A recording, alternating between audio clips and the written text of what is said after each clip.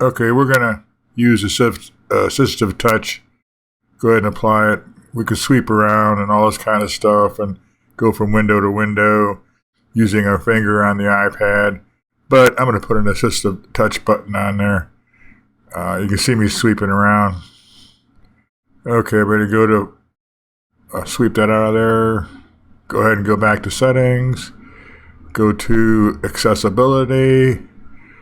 And now we want to go to touch right there.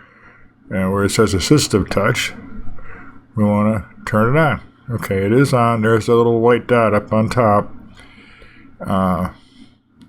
Also, let's look around here and see if we can find idle opacity. We need to find that and turn it all the way down. I see it is all the way down. But just to show you where it's at. Idle opacity. You can turn it to whatever you want. And I want it all the way down. Okay, well, that's about it for this. Sweep that out of there.